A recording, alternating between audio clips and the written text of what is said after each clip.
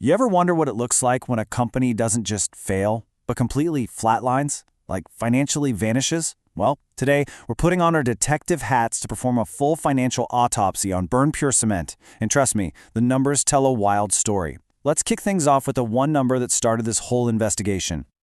And it all starts with a question that honestly sounds kinda impossible. How does any company, a cement company no less, report zero revenue? Not low revenue, not disappointing revenue, a big, fat zero. That's the mystery we're going to solve today by digging into their financial reports. So check this out. The latest report from a second quarter of 2024 lays the whole puzzle right out for us. Revenue from operations? Zero. Any other income? Nope, also zero. But then you look at the expenses. A staggering 166 million rupees.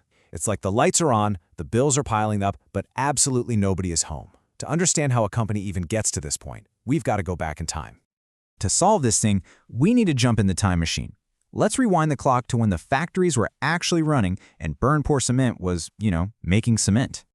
Yeah, it's really important to remember this company wasn't always a ghost town. Just a few years back in 2018, this was a living, breathing business. It had a product, it had customers, it was actually making sales. This was what normal looked like for them. But here's the catch. Even their normal was seriously flawed. Take the first quarter of 2018. They brought in 196 million rupees in revenue. Sounds decent, right? Well, not when you see their expenses were $227 million. They were spending way more than they were making, right from the get-go. And here's what that gets you. In that quarter alone, they posted a net loss of over 44 million rupees. And this wasn't just a bad quarter. It was a sign of a fundamentally broken business model. They just couldn't operate profitably. So, there it is.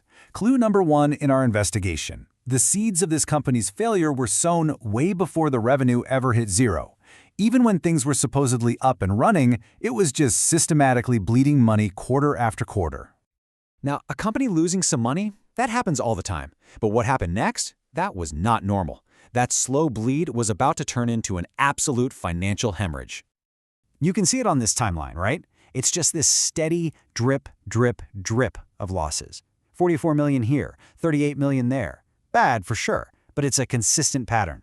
And then, bam! Something happens at the end of the 2020 financial year that just blows the whole thing wide open. This is the number. In one single quarter, Burnpur Cement somehow lost over 1.25 billion rupees.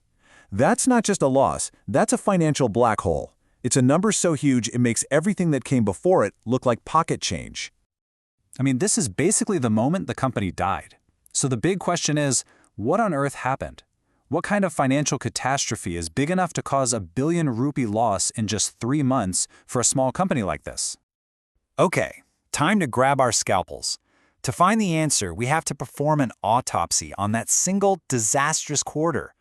Let's dissect the expenses and find the smoking gun. And boom, here it is, the cause of death laid out plain as day. Just forget about the normal costs of doing business. Materials, salaries, whatever. They're just tiny slivers on this chart. Look at the two giant chunks that make up basically the entire pie. Finance costs at 468 million. And this thing called exceptional items at a mind-blowing 753 million. So what are these two monsters? Well, let's start with finance costs.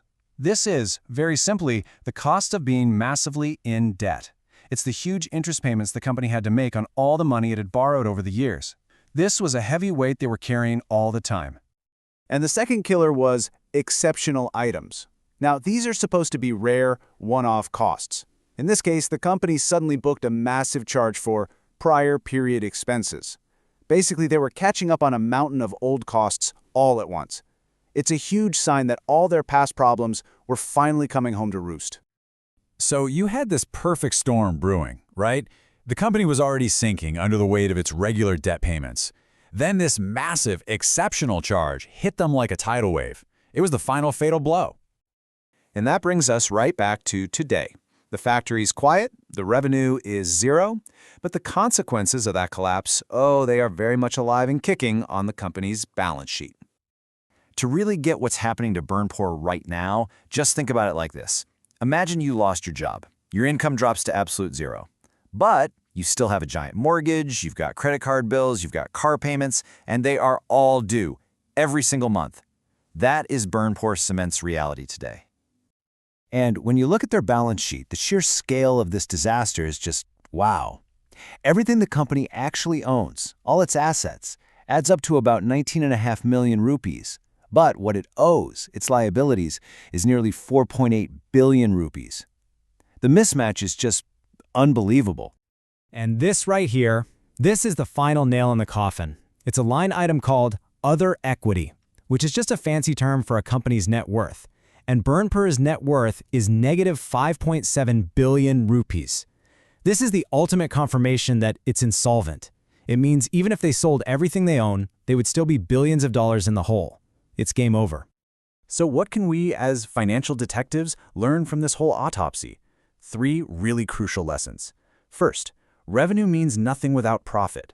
Burnpur had revenue, but it was never actually healthy.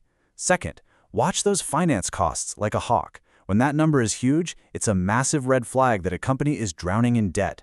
And finally, remember that the balance sheet never, ever lies. It shows you what a company is truly worth, or, in this case, worth less. The story of Burnpur Cement is definitely an extreme one, but it's such a powerful reminder that these financial statements aren't just boring documents full of numbers. They're dramas, they're mysteries, and yeah, sometimes they're autopsies. So the real question is, what other stories are just hiding in plain sight, waiting for you to find them?